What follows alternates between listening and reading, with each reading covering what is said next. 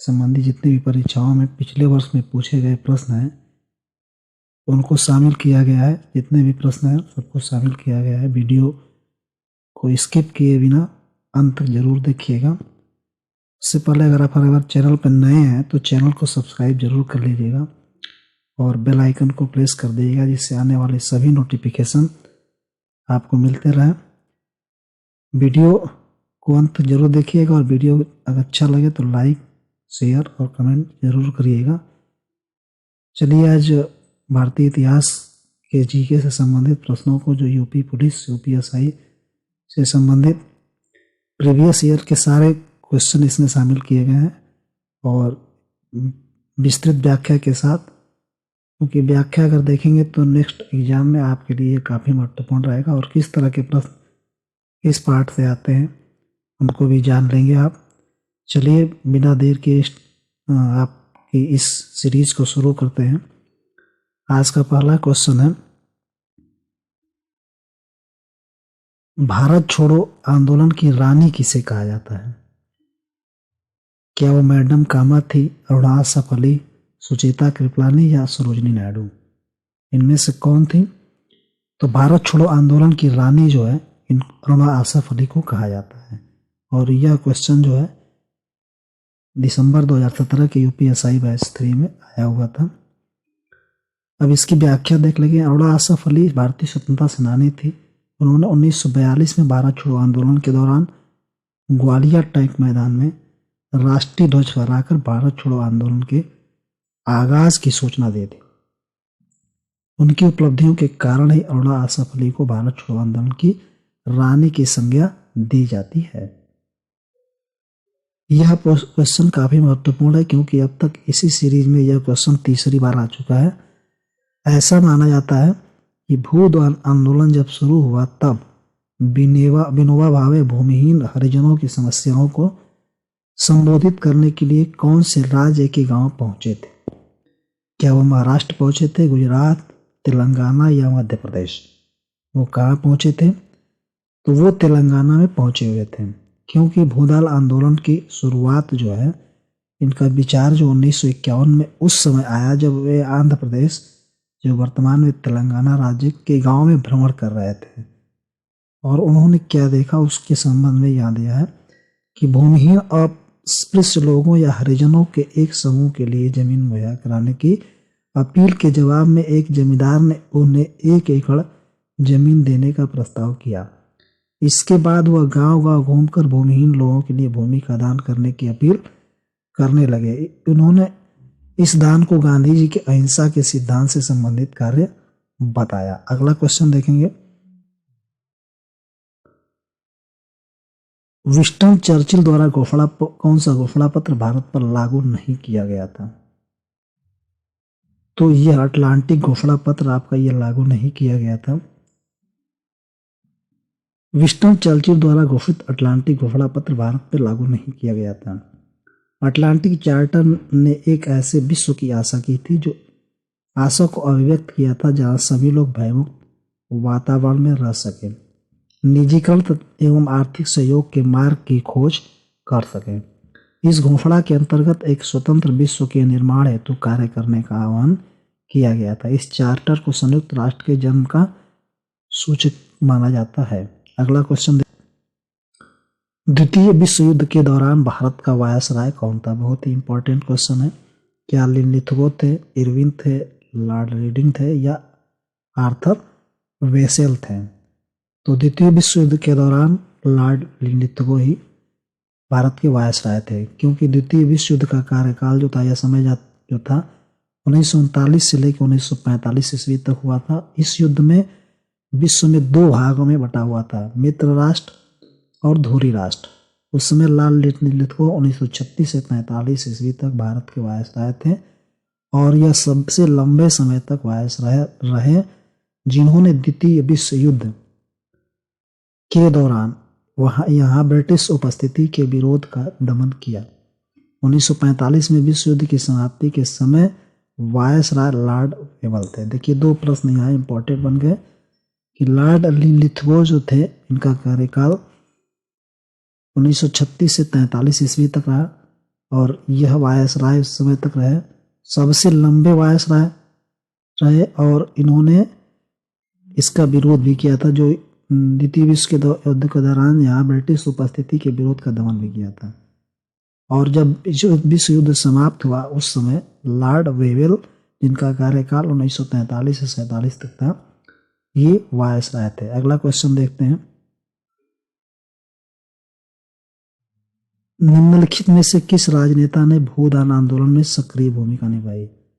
क्या वे देवीलाल थे, एमजी रामचंद्रन थे, जयप्रकाश नारायण थे, या बीजू पटनायक थे? तो ये जयप्रकाश नारायण महोदय थे। जयप्रकाश नारायण भारतीय स्वतंत्रता सेनानी और राजनेता थे। उन्होंने 1970 में इंदिरा गांधी के विरुद्ध विपक्ष का नेतृत्व किया था। जयप्रकाश नारायण ने आचार्य नरेंद्र देव के साथ मिलकर 1939 में all India Congress socialist party का गठन भी किया था उन्होंने।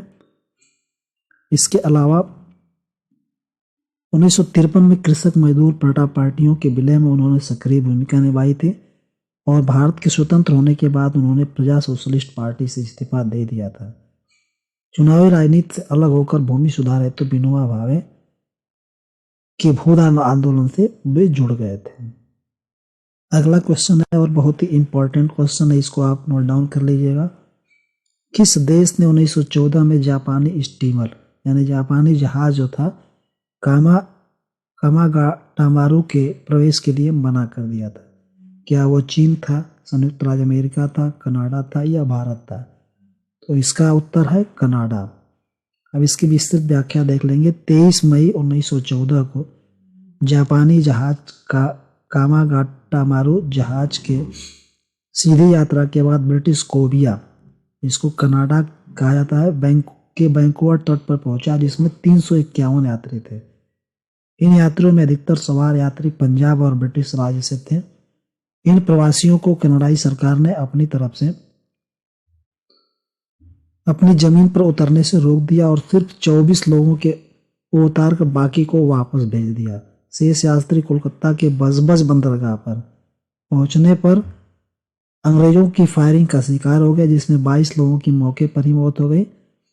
और इस घटना ने जो है आज़ादी की लहर को और तेज कर दिया। अगला प्रश्न देखते हैं, वायसराय की कार्यकारिणी की परिषद में नियुक्त होने वाले पहले भारतीय कौन थे? क्या वो सत्येंद्र प्रसाद सिन्हा थे, जवाहरलाल नेहरू थे, वल्लभ भाई पटेल थे, या एम.के. गांधी थे?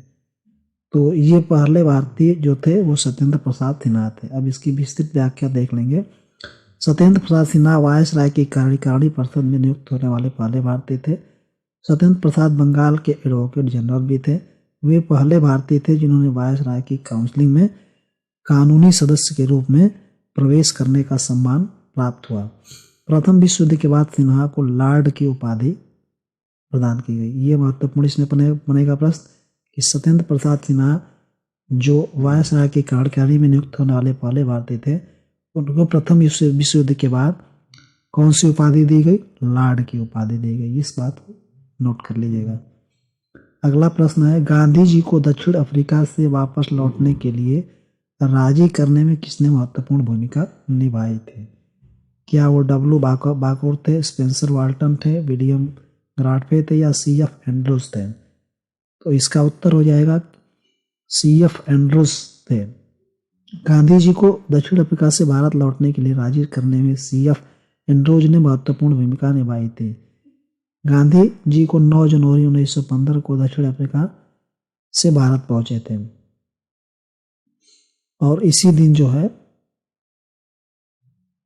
2003 से 9 जनवरी को भारतीय प्रवासी दिवस के रूप में मनाया जाता है। यह इंपॉर्टेंट हो जाएगा। भारतीय प्रवासी दिवस कब मनाया जाता है? तो 9 जनवरी से। कब से शुरू की गई? इसकी शुरुआत 2003 से। साल 1919 में किनकी गिरफ्तारी पर लोग जलियांवाला बाग में इकट्ठा हुए थे? क्या वो C.R. दास थे, लाला लाजपत राय थे, या सत्यपाल किचलू, या सैफुद्दीन किचलू और महात्मा गांधी? तो इसमें जिनकी गिरफ्तारी के लिए लोग जलियांवाला बाग में इकट्ठा हुए थे वो सत्यपाल और सैफुद्दीन किचलू थे। इसकी व्याख्या देख लेंगे। जलियांवाला बाग पंजाब राज्य के अमृतसर जिले में है। यह क्वेश्चन भी बन सकता है कि जलियांवाला बाग किस राज्य के किस जिले में है? यह चारों तरफ से दीवारों से घिरा हुआ है, जिसमें आने जाने का सिर्फ एक ही रास्ता है। यहाँ पर दो स्थानीय लोकप्रिय नेता डॉक्टर सत्यपाल और सैफुद्दीन किचलू की गिरफ्तारी के विरोध में 13 अप्रैल 1919 को बैसाखी के दिन एक सभा का आयोजन चल रहा था, जिस पर सैन्य अधिकारी जनरल डायर ने बिना किसी पूर्व सूचना के अंधाधुंध गोलियां चला दी, जिसमें 379 व्यक्ति मारे गए थे और 1200 व्यक्ति घायल हुए थे। यह सरकारी आंकड़ा है आपका, जबकि इससे अधिक व्यक्ति मारे गए थे और घायल भी हुए थे। अगला क्वेश्चन देखेंगे, भारतीय सेना द्वारा आजाद करने से पहले गोवा एक क्या था? क्या वो फ्रांसीसी उपनिवेश था, या पुर्तगाली, या डेनिश, या स्पेनिश? तो वो पुर्तगाली उपनिवेश था। भारतीय सेना द्वारा आजाद कराने से पहले गोवा एक पुर्तगाली प्रदेश था। 1961 में गोवा एवं दमन द्वीप को पुलिस कार्रवाई से तथा दादर नगर हवेली को अंतर्राष्ट्रीय न्यायालय द्वारा पुर्तगाली से प्राप्त कर भारतीय संघ में शामिल किया गया था। 1956 में चंद्रनगर, माहे, कराइल, यमनम एवं पुडुचेरी को फ्रांस से ले लिया गया था। अगला इंपॉर्टेंट क्वेश्चन देखेंगे, वर्ष 1917 में बनी भारतीय महिला संघ की पहली अध्यक्ष कौन थी? क्या वो मैडम ब्लॉवत्स्की थी, या एनी बेसेंट थी, सरोजिनी नायडू थी, अरोड़ा आसफ अली थी? तो इनमें से कौन थी? तो वो एनी बेसेंट महोदय थी भारतीय महिला संघ की, और यह 1917 में बनी थी। इसकी व्याख्या देख लेते हैं। वर्ष 1917 में बनी भारतीय महिला संघ की पहली महिला अध्यक्ष एनी बेसेंट थी। एनी बेसेंट 1917 के भारतीय राष्ट्रीय कांग्रेस की पहली महिला अध्यक्ष थी। ये इंपॉर्टेंट है, भारतीय राष्ट्रीय कांग्रेस की पहली महिला अध्यक्ष 1917 के कांग्रेस अधिवेशन में, जबकि सरोजनी नायडू थी 1925 के कानपुर अधिवेशन में भारतीय राष्ट्रीय कांग्रेस की प्रथम भारतीय, यहाँ पे प्रथम महिला अध्यक्ष थी और यहाँ पे देखेंगे प्रथम भारतीय महिला अध्यक्ष, दोनों में अंतर है। प्रथम अध्यक्ष पूछेगा महिला अध्यक्ष तो 1917 में एनी बेसेंट, और प्रथम भारतीय महिला पूछेगा तो कानपुर के अधिवेशन में 1925 में सरोजनी नायडू। अगला क्वेश्चन जो है, भारतीय इतिहास में निम्नलिखित में से कौन सा आंदोलन आजादी की पहली लड़ाई भी कहा जाता है?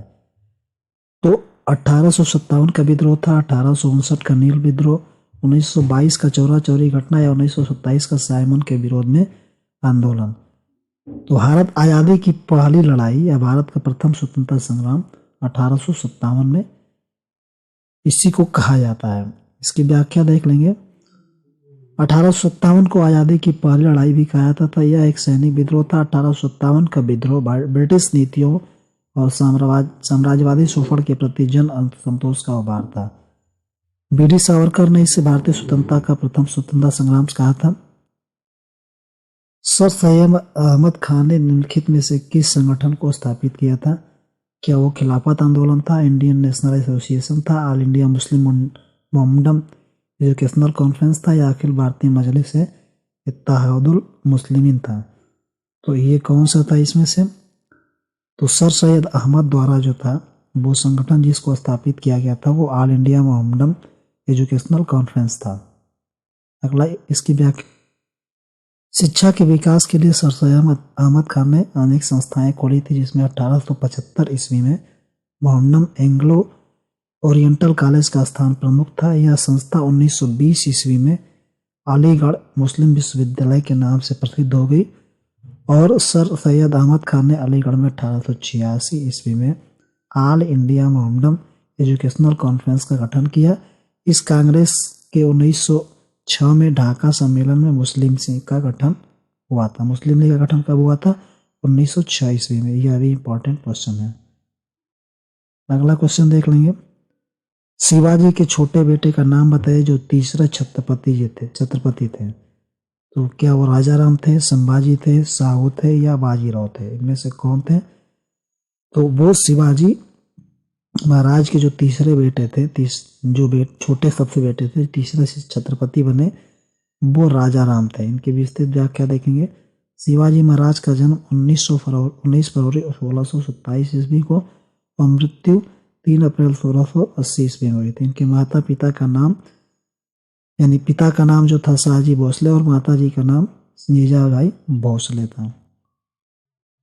शिवाजी महाराज के 2 बेटे थे तथा 6 बेटियां थी। बड़ा बेटा संभाजी महाराज और छोटा बेटा राजा राम जो तीसरे छत्रपति हुए थे। अगला क्वेश्चन देखेंगे, काकोरी रेलगाड़ी लूटपाट की योजना राम प्रसाद बिस्मिल और किसने मिलकर बनाई थी?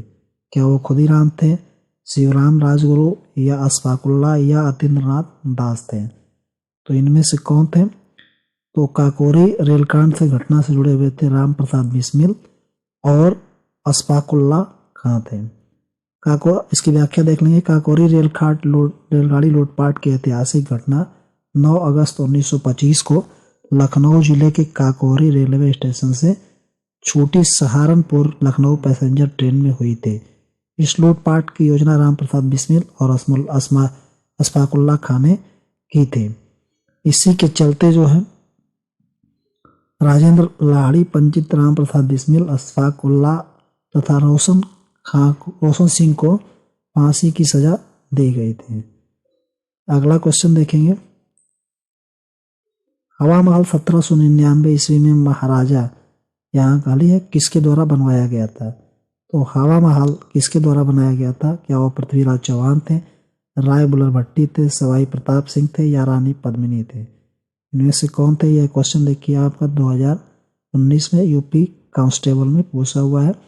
तो सवाई प्रताप सिंह थे, इन्होंने हवा महल की स्थापना की थी। हवा महल राजस्थान राज्य की राजधानी जयपुर शहर में स्थित है और इसकी स्थापना 1799 ईस्वी में महाराजा सवाई प्रताप सिंह द्वारा की गई थी। यह लाल और गुलाबी संगमरमर द्वारा बनाया गया है, जो राजपूताना कलाकृति का अद्भुत नमूना है। इसके वास्तुकार, यह क्वेश्चन पूछ सकता है, कौन थे इसके वास्तुकार? जो थे लालचंद्र उस्ताव थे। हवा महल के वास्तुकार लालचंद्र उस्ताव। अगला क्वेश्चन देखेंगे, निर्माण के पश्चात आजाद हिंद फौज अंग्रेजी भारतीय सेना के विरुद्ध क्षेत्र में कार्रवाई कर रही थी। तो क्या वो सिक्किम के बलूचिस्तान के क्षेत्र में, सियाचिन के क्षेत्र में, सिक्किम के क्षेत्र में या इम्फाल कोहिला के क्षेत्र में कहाँ पे कर रही थी? तो इम्फाल और कोहिमा के क्षेत्र में यह अपनी कार्रवाई कर रही थी। एक इंपॉर्टेंट क्वेश्चन इससे बनेगा, आजाद हिंद फौज की स्थापना 1942 में की गई थी। अगला क्वेश्चन देखेंगे,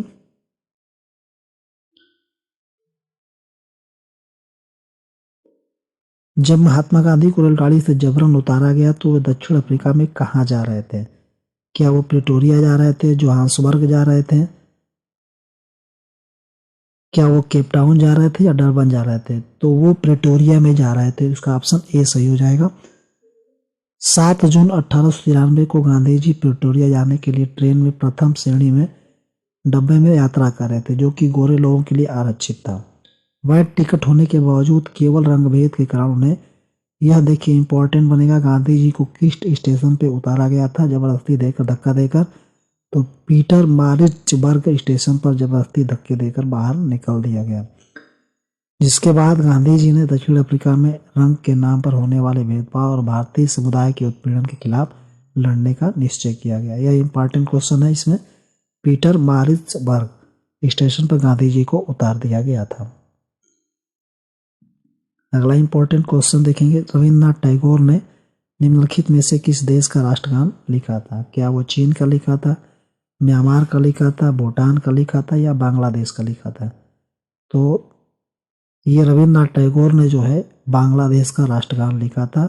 और यह बांग्लादेश का जो रविन्द्रनाथ टैगोर द्वारा लिखा गया था भारत के लिए, बांग्लादेश का भी राष्ट्रगान लिखा।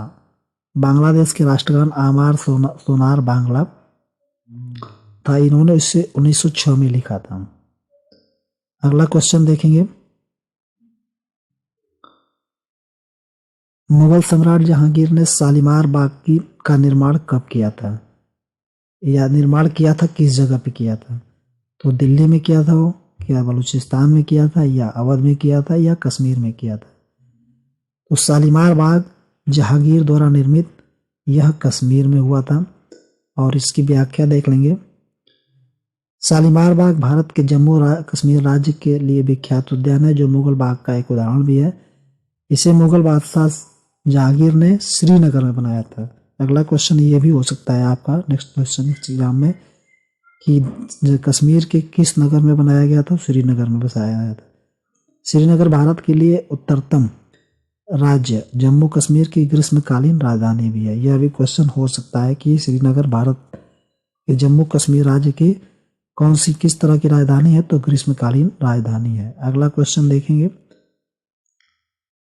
किस साल भारत में विश्वविद्यालय शिक्षा की समस्या का अध्ययन करने और रिपोर्ट देने के लिए सैडलर आयोग की नियुक्त किया गया था? क्या 1917 में, 1924 में, 1936 में या 1906 में? यह भी क्वेश्चन इंपॉर्टेंट है। तो 1917 में जो है सैडलर आयोग की नियुक्ति की गई थी और 1917 में भारत में विश्वविद्यालय शिक्षा की समस्याओं का अध्ययन करने और रिपोर्ट देने के लिए सैडलर आयोग का गठन किया गया था, ये नियुक्ति की गई थी और इसके अध्यक्ष डॉक्टर S.E. सैडलर थे। साथ ही दो भारतीय डॉक्टर आशुतोष मुखर्जी और डॉक्टर जियाउद्दीन अहमद इनके सदस्य थे। तो अगली बार का क्वेश्चन ये भी हो सकता है कि सैडलर आयोग के अध्यक्ष कौन थे? तो डॉक्टर आशुतोष मुखर्जी और डॉक्टर जियाउद्दीन अहमद इसके सदस्य थे। इस बात को ध्यान रखिएगा आप। और इसके अध्यक्ष कौन थे? Doctor S.E. सैडलर महोदय थे।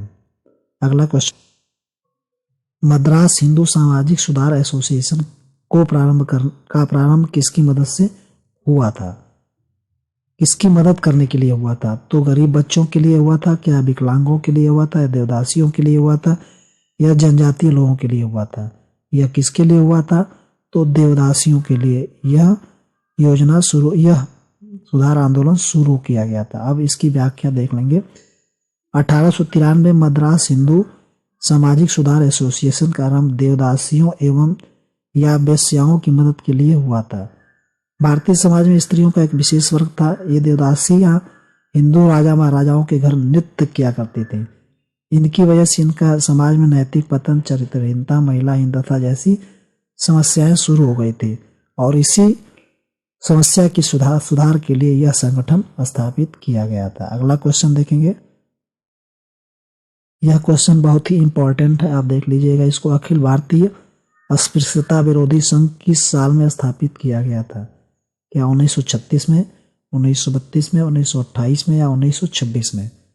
तो यह जो है 1932 में स्थापित किया गया था। अखिल भारतीय अस्पृश्यता विरोधी संघ स्थापना 30 सितंबर 1932 को मदन मोहन मालवीय के नेतृत्व में मुंबई में स्थापित किया गया था।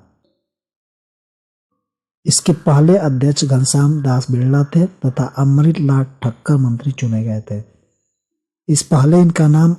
पहले इसका नाम अस्पृश्यता निवारण संघ रखा गया था, लेकिन 13 सितंबर 1933 को हरिजन सेवक संघ कर दिया गया। यह क्वेश्चन इससे पुटअप हो सकता है कि इसका नाम कब बदला गया? 13 सितंबर 1933 को, और क्या रखा गया?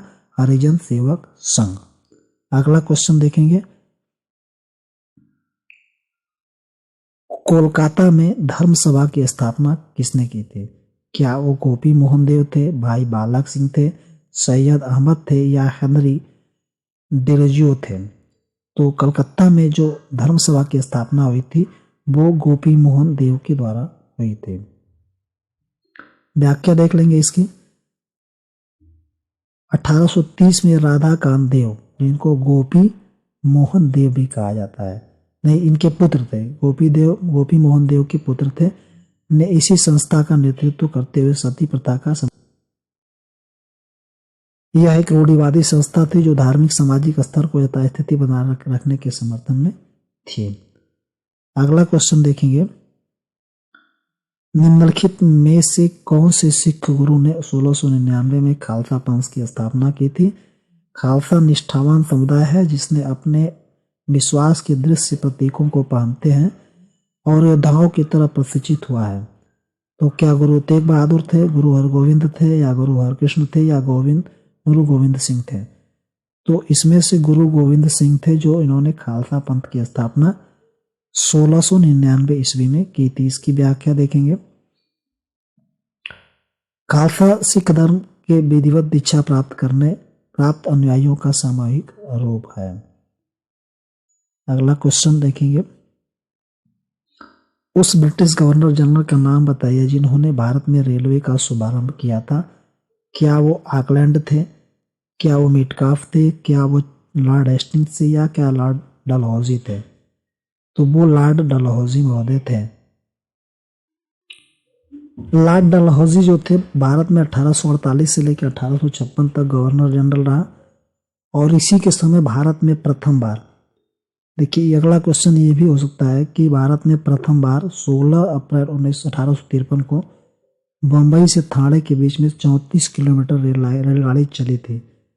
लॉर्ड डलहौजी को भारत में रेलवे का जनक भी कहा था। तो इस प्रश्न को आप देख लीजिएगा बढ़िया से। अगला क्वेश्चन जो है आपका, भारत और पाकिस्तान के बीच किस वर्ष शिमला समझौते पर हस्ताक्षर हुआ था? क्या 1970 में हुआ था, 1972 में हुआ था, 1974 में हुआ था, या 1976 में हुआ? भारत और पाकिस्तान के बीच में शिमला समझौता 1972 ईस्वी में हुआ था। वर्ष 1971 में भारत पाकिस्तान युद्ध के बाद दोनों देशों की ओर से आपसी रिश्तों में सुधार के लिए 2 जुलाई 1972 ईस्वी को हिमाचल प्रदेश की राजधानी शिमला में एक संधि पर हस्ताक्षर किए गए थे, जिसे शिमला समझौता कहा जाता है। इस समझौते के लिए भारत की ओर से इंदिरा गांधी और पाकिस्तान की ओर से जुल्फिकार अली भुट्टो शामिल थे। अगला क्वेश्चन देखेंगे, भारत में अली बंधुओं के नाम से फेमस जो थे शौकत अली और मोहम्मद अली ने किस आंदोलन का नेतृत्व किया? क्या वो भारत छोड़ो आंदोलन का, खिलाफत आंदोलन का, दिल्ली चलो, या बहिष्कार आंदोलन का? तो उन्होंने खिलाफत आंदोलन का नेतृत्व किया था, शौकत अली और मोहम्मद अली ने। ये सैयद बंधु थे।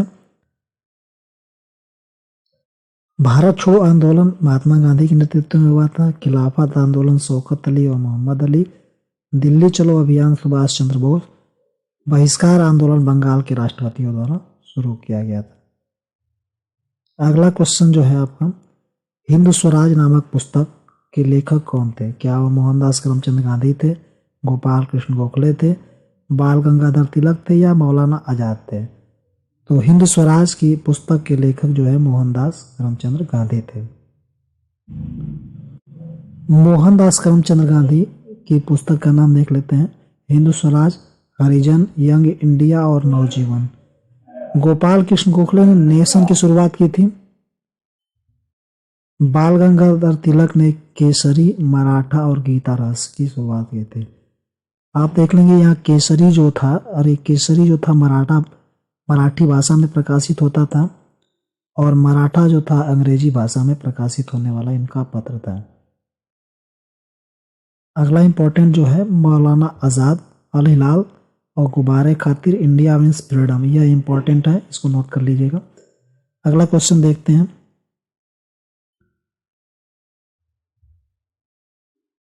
भारत में ब्रिटिश शासन का बड़े पैमाने पर विस्तार सहायक संधियों के माध्यम से हुआ। जो गवर्नर जनरल किस गवर्नर जनरल के शासनकाल में हुआ था? क्या वारेन हेस्टिंग्स थे, लॉर्ड कॉर्नवालिस थे, लॉर्ड वेलेस्ली थे, या लॉर्ड क्लाइव थे? तो सहायक संधि की जब बात आएगी तो वो लॉर्ड वेलेस्ली महोदय थे। व्याख्या इसकी देख लेंगे। लॉर्ड वेलेस्ली 1798 से 1805 ईस्वी तक भारत के गवर्नर जनरल रहे। 1798 ईस्वी में सर जॉन शोर के अहस्तक्षेपवादी युग के बाद लॉर्ड वेलेस्ली भारत के गवर्नर जनरल बने, जो अपनी सहायक संधि प्रणाली के कारण प्रसिद्ध हुए थे। और इन्होंने जो है भारत में अंग्रेज साम्राज्य के विस्तार को अपना लक्ष्य बनाया था। हालांकि सहायक संधि का प्रयोग भारत में केवल वेलेस्ली से पूर्व डुप्ले द्वारा किया गया है। लॉर्ड वेलेस्ली के समय में ही चतुर्थ आंग्ल मैसूर युद्ध लड़ा गया, जिसे टीपू सुल्तान की मृत्यु हो गई। तो ये प्रश्न इससे बनेगा कि सहायक संधि के जन्मदाता कौन थे? तो डुप्ले महोदय थे। और डलहौजी वेलेस्ली के समय में चतुर्थ आंग्ल मैसूर युद्ध भी हुआ था। टीपू सुल्तान की मृत्यु भी इसी युद्ध के दौरान हुई थी। यह क्वेश्चन इससे पुटअप हो सकता है। अगला क्वेश्चन है, गुरु गोविंद सिंह की मृत्यु के बाद गुरु की संस्था समाप्त हो गई और सिखों का नेतृत्व तो उसके विश्वसनीय शिष्य किसको सौंप दिया गया? क्या वो रणजीत सिंह थे, बंदा बहादुर थे, अजीत सिंह थे, या जुझार सिंह थे? तो वो बंदा बहादुर थे। गुरु गोविंद सिंह की मृत्यु के बाद गुरु की परंपरा समाप्त हो गई थी और आदि ग्रंथ गुरु ग्रंथ साहिब को गुरु पद पर प्रतिष्ठित किया गया था, जबकि बंदा बहादुर ने गुरु गोविंद सिंह के पश्चात सिखों को सैनिक नेतृत्व प्रदान किया था। बंदा बहादुर एक वैरागी सिख सेनानायक थे। उन्होंने बंदा बहादुर, लक्ष्मण दास या माधव दास भी कहा जाता है। अगला क्वेश्चन देखेंगे, पाकिस्तान का नाम सबसे पहले किनके द्वारा गढ़ा गया था? क्या वो मोहम्मद इकबाल थे, मोहम्मद अली थे, चौधरी रहमत अली थे या मौलाना आजाद?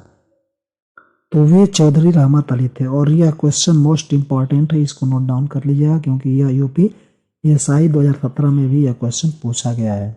इसकी व्याख्या देख लेंगे। पाकिस्तान शब्द सर्वप्रथम कैम्ब्रिज विश्वविद्यालय के छात्र चौधरी रहमत अली द्वारा गढ़ा गया है। रहमत अली ने 1933 ईस्वी में पाकिस्तान नेशनल मूवमेंट की शुरुआत की और आगे चलकर 1 अगस्त 1933 से पाकिस्तानी साप्ताहिक मैगजीन भी शुरू की। चौधरी रहमत अली ने पाकिस्तान को परिभाषित किया और पाकिस्तान का नक्शा भी छपवाया था। इस मैगजीन में उन्होंने भारत के अंदर 3 मुस्लिम देशों को दिखाया था। अगला क्वेश्चन देखेंगे, रविन्द्रनाथ टैगोर ने अपनी नाइटहुड की उपाधि किसके विरोध में छोड़ दी थी? क्या वो कैबिनेट मिशन था, जलियांवाला बाग नरसंहार था, रॉलेट एक्ट था या साइमन कमीशन? तो रविन्द्रनाथ टैगोर ने जो है अपनी नाइटहुड की उपाधि जलियांवाला बाग हत्याकांड के दौरान वापस कर दी थी, जो 13 अप्रैल 1919 को हुआ था। अगला क्वेश्चन, इसकी व्याख्या देख लेंगे। रविन्द्रनाथ टैगोर को ब्रिटिश सरकार ने 3 जून 1915 में नाइटहुड या सर की उपाधि से सम्मानित किया था। यह क्वेश्चन बन सकता है।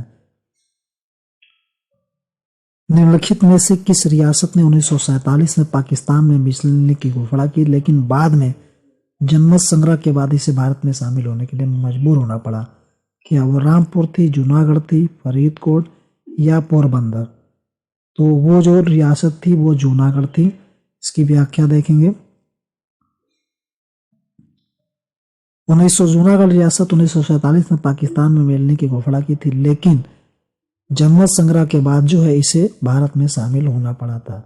और जबकि हैदराबाद रियासत को विलय करने के लिए सैनिक कार्रवाई की गई थी, जिसे ऑपरेशन पोलो के नाम से जाना जाता था। अगला क्वेश्चन ये भी बन सकता है कि हैदराबाद रियासत को विलय करने के लिए जो सैनिक कार्यवाही की गई थी उसे कौन सा नाम दिया गया? तो ऑपरेशन पोलो। नेक्स्ट क्वेश्चन देखेंगे, 1662 ईस्वी में पुर्तगाल के राजा ने इंग्लैंड के चार्ल्स द्वितीय को कौन सा भारतीय तटीय शहर दहेज के तौर पर दिया था? क्या वो मुंबई था या पुडुचेरी था? तो वो मुंबई था। मई 1661 ईस्वी में पुर्तगाल के राजा ने इंग्लैंड के राजकुमार चार्ल्स द्वितीय को भारतीय तटीय शहर मुंबई को दहेज के तौर पर दिया था। कैथरीन बेंगरेंजा और चार्ल्स द्वितीय के विवाह के बाद बम्बई और टेनियर बंदरगाह दहेज में मिले थे। 1668 में चार्ल्स द्वितीय ने बम्बई को ईस्ट इंडिया कंपनी को 10 पाउंड वार्षिक किराए पर दे दिया था। अगला क्वेश्चन देखेंगे, किस भारतीय दार्शनिक विचारक को 1893 में शिकागो में आयोजित विश्व धर्म सम्मेलन में अपने संबोधन के लिए याद किया जाता है? क्या वो राजा राम मोहन राय थे, स्वामी विवेकानंद, सर्वपल्ली राधाकृष्णन या रामकृष्ण? तो वो स्वामी विवेकानंद महोदय थे, जिन्होंने विश्व धर्म संसद में अपना भाषण प्रस्तुत किया था। महान भारतीय दार्शनिक विचारक स्वामी विवेकानंद 1893 में शिकागो में आयोजित विश्व धर्म सम्मेलन में अपने संबोधन के लिए याद किए जाते हैं। बेहद कम उम्र में अपने ज्ञान का लोहा मनवाने वाले स्वामी विवेकानंद का जन्म 12 जनवरी 1863 को हुआ था। इससे एक महत्वपूर्ण क्वेश्चन बनेगा कि 12 जनवरी जो स्वामी विवेकानंद का जन्मदिन है, उस दिन युवा दिवस मनाया जाता है हर साल भारत में। निम्न में से किस संरचना को प्रथम विश्व युद्ध के दौरान अविभाजित भारतीय सेना के सैनिकों के युद्ध की स्मृति में बनाया गया था? क्या वो गेटवे ऑफ इंडिया था, इंडिया गेट था, बुलंद दरवाजा या लाहौरी गेट जो लाल किले का मुख्य द्वार है? इनमें से कौन थे? तो वो इंडिया गेट था। व्याख्या इसकी देख लेंगे।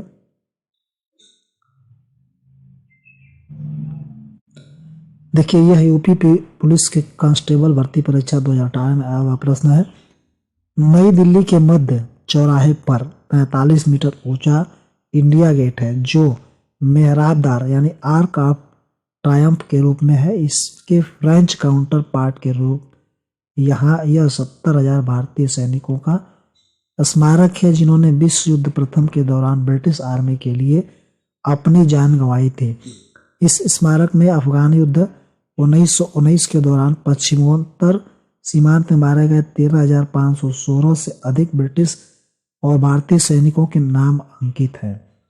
इंडिया गेट की आधारशिला 1921 में ड्यूक ऑफ कनॉट ने रखी थी और इसे एडियन लुटियन ने डिजाइन किया था। अब ये पूछ देगा कि इंडिया गेट को किसने डिजाइन किया था, तो एडविन लुटियंस ने इसको डिजाइन किया था और इसकी आधारशिला ड्यूक ऑफ कनॉट ने रखी थी।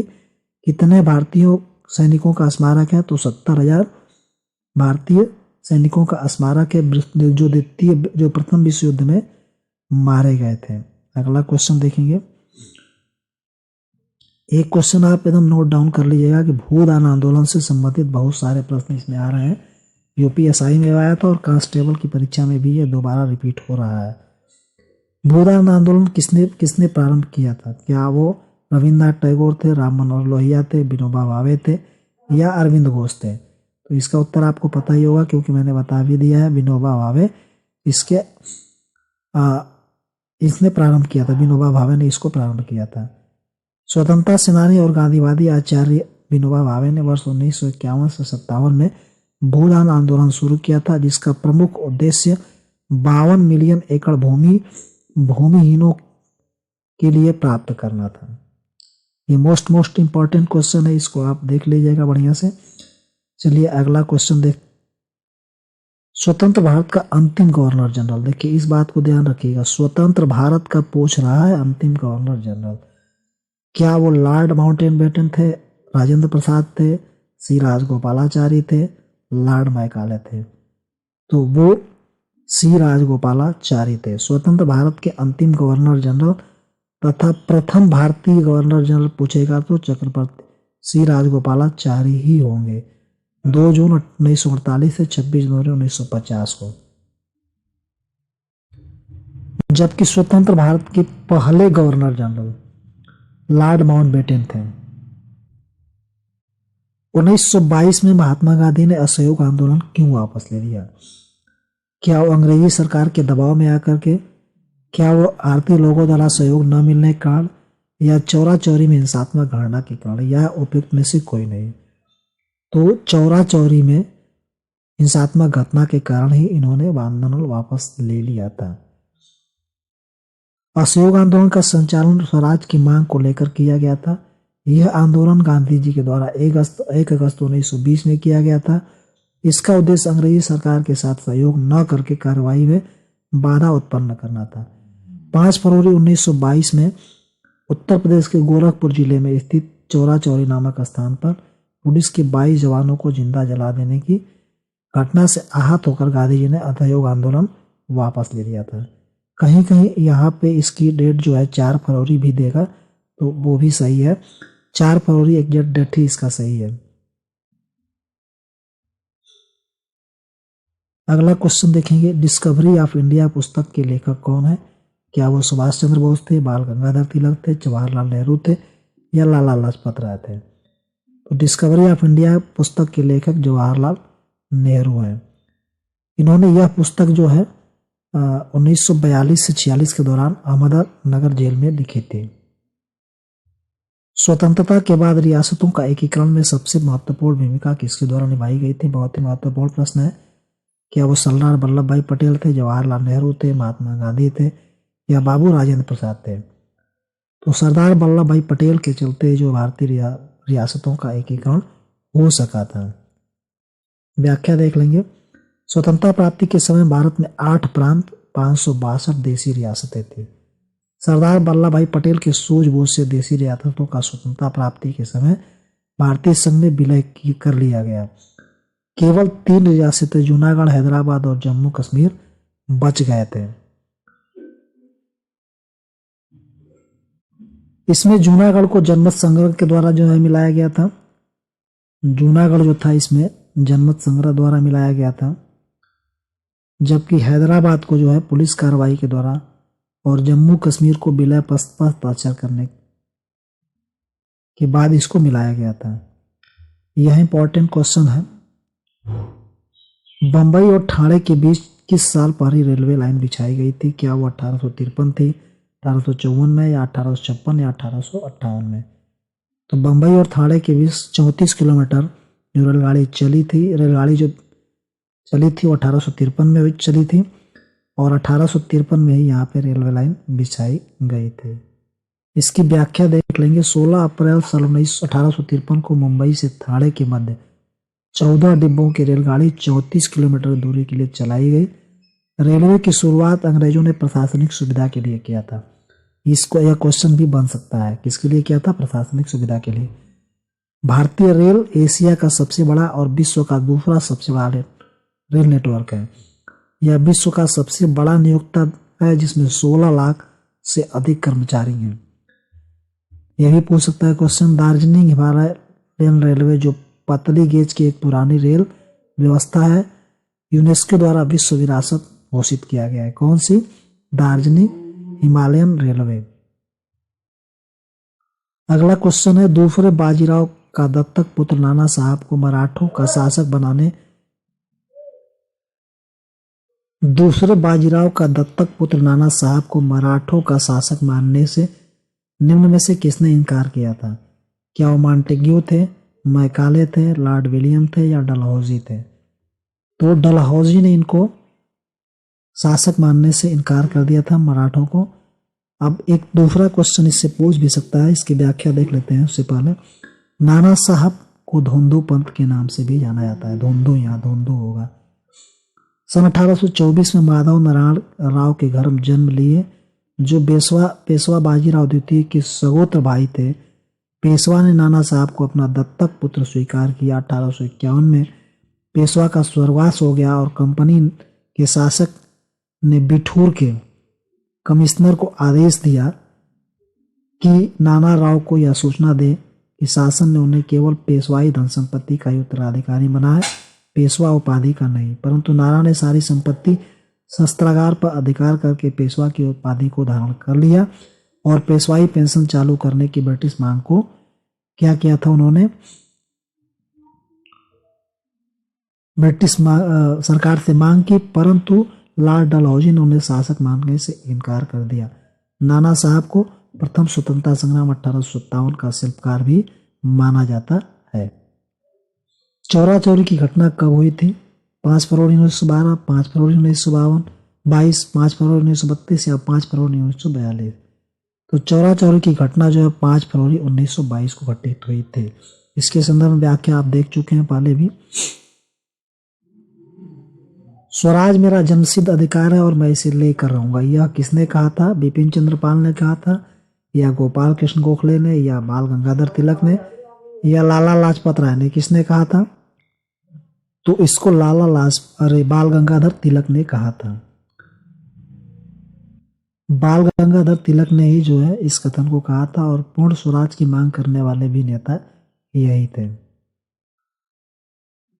सामूहिक सविनय अवज्ञा आंदोलन को एक अहिंसक हथियार के रूप में विचार भारत में सत्तारूढ़ ब्रिटिशों के विरुद्ध किसने किया था? क्या वो जवाहरलाल नेहरू थे, जमशेदजी टाटा थे, मोहनदास करमचंद गांधी थे या सुभाष चंद्र बोस थे? तो ये मोहनदास करमचंद गांधी थे। व्याख्या देख लेंगे इसकी। महात्मा गांधी ने 12 मार्च 1930 को इस आंदोलन के तहत नमक सत्याग्रह के साथ सविनय अवज्ञा आंदोलन की शुरुआत की थी और गांधी जी ने अपने साबरमती आश्रम से 78 अनुयायियों के साथ दांडी मार्च प्रारंभ किया था, जो 12 मार्च 1930 से प्रारंभ होकर के 1905 में बंगाल राष्ट्रवादी भावना का केंद्र था। भारत का कौन सा वायसराय बंगाल के विभाजन के लिए जिम्मेदार था? क्या वो लॉर्ड कॉर्नवालिस थे, लॉर्ड कर्जन थे, लॉर्ड वेलेस्ली थे या लॉर्ड क्लाइव थे? तो वो लॉर्ड कर्जन था जिसने बंगाल का विभाजन किया था। इसकी व्याख्या देख लेंगे।